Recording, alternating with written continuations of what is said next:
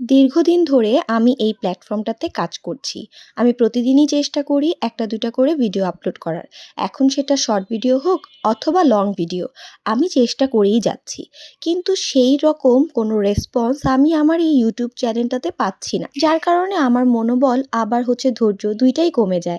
তারপরেও আবার নিজেকে নিজে গুছিয়ে কাজ করার একটা স্পিড নিয়ে চলে আসি আপনাদের মাঝে। কিন্তু কিছুদিন ধরে এমন মনে হচ্ছে যে আমাকে দিয়ে হয়তো আর এখানে কাজ হবে না।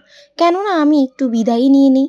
তারপর নিজেকে আবার একটু তৈরি করে আপনাদের মাঝে ফিরে আসি। বিদায় নিতে কেন মনে হচ্ছে সেটাও আমি বলি।